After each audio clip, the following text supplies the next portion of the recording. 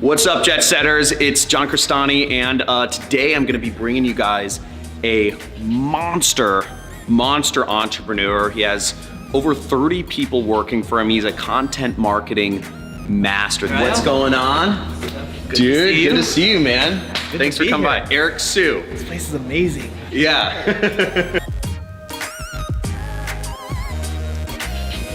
We actually had a little fun. We took a little detour. I showed this guy some really cool moves in VR. You were killing it on Beat Saber, dude. It was amazing. I was sucked in the beginning, but that is a must-have for anyone, anybody. We're gonna go a little bit into his story as an entrepreneur, and also I wanna get some of his like content marketing secrets out of him, because your content is probably seen by tens or possibly even hundreds of millions of people. Yeah, so I wanna get some of his marketing information. So guys, take notes. Were you always an entrepreneur, or was there like a leap you had to make? I think being an entrepreneur is something that's kind of innate. And I got asked this question recently. It was like, you know what, Eric, I looked at your LinkedIn and you had literally like 9 jobs in 1 year, something like that, right? And that I never, because growing up in an Asian family, they don't really tell you to be an entrepreneur, you're a doctor, lawyer, engineer kind of thing, right? I realized like when you change jobs that many times in 1 year, you're fundamentally not employable.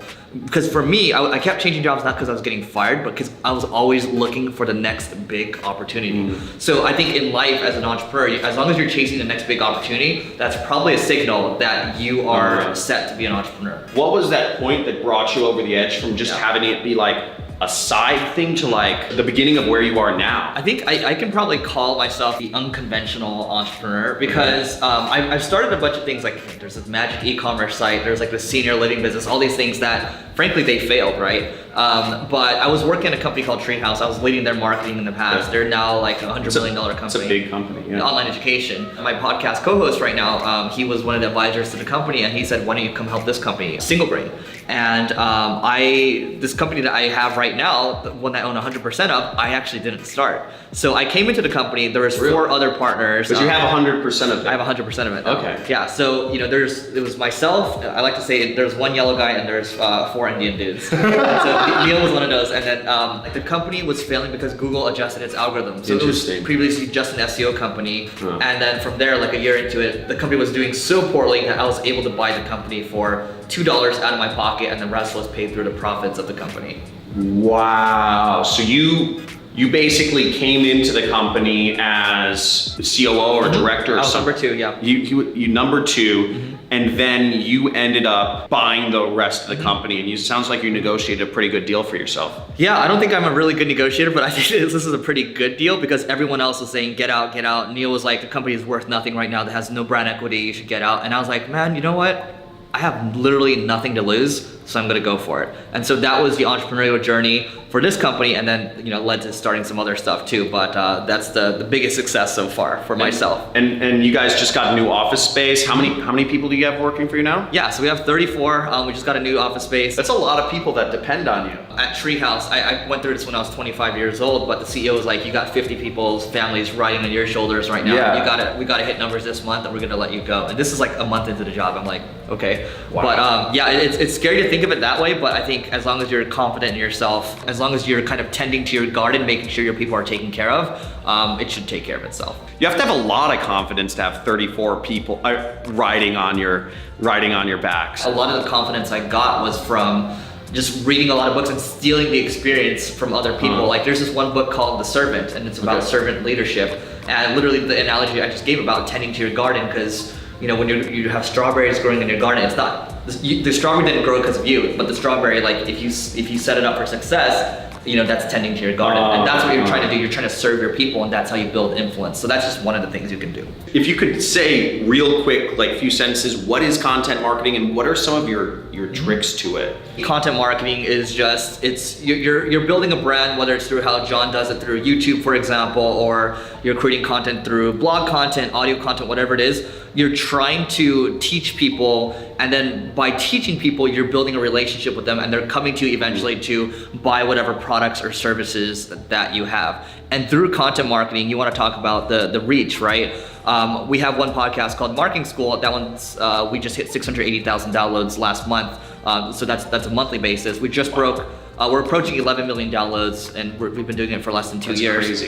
Thank you. And then That's a lot of we people. just started doing the YouTube channel.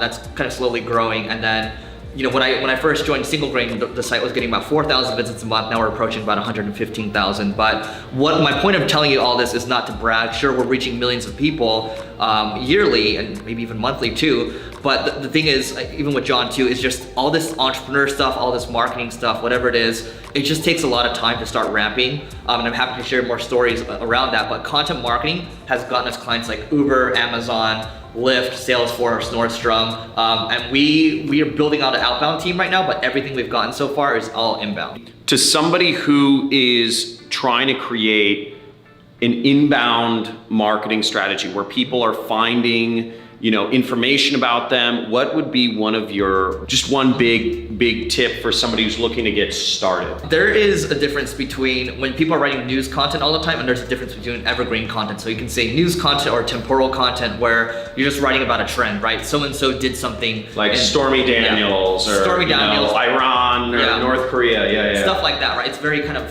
fly by night, right? You're just writing on trends. Now, other stuff like how to do affiliate marketing, for example, or what is SEO, that's much more evergreen. That stuff stacks over time because people are constantly looking for that. You want to build evergreen content, right? And then you see like 1 year it's like stacks like this, the next year stacks like this. If you're doing like news content, it's just like this, right? It's like this. It keeps building, but it's you see over time, like it's like this versus like you built up a mountain like this. The second thing I'll say is, if you're looking to do blog content, look, there's over 2 million WordPress blog posts being published every single day. Google the skyscraper content. This is from Backlinko, skyscraper technique. That's you looking to build a piece of content that's 10x better than whatever are like the number 1, 2, or 3 results. That way you're gonna be able to rank higher than people because you have a better piece of content. You reach out to people that have linked to the previous one and you rank higher. We can talk about SEO, but just produce better content out there, like the stuff that John's doing, world class. If you look at his videos, if you look at his YouTube ads,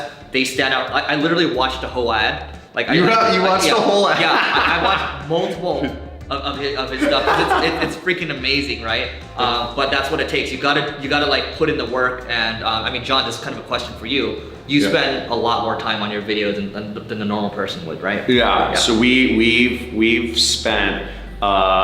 We actually shot a new ad last weekend. We went up to Lightning in a Bottle, and we spent 2 full days filming an ad. It wasn't any of this selfie stuff. We spent 2 full days filming the ad. But even before that, I scripted it out.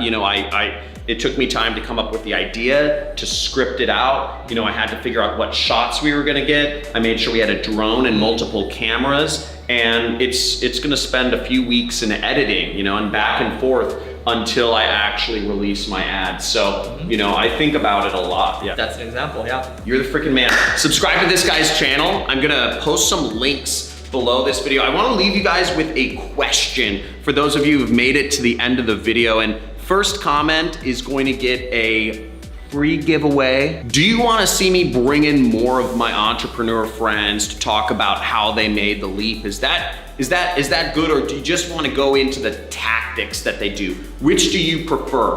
Comment below. First comment's gonna get free giveaway. Guys, subscribe to this guy's channel.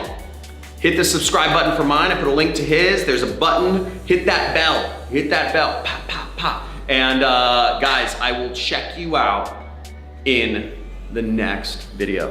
Peace. What is it? The move? Boom.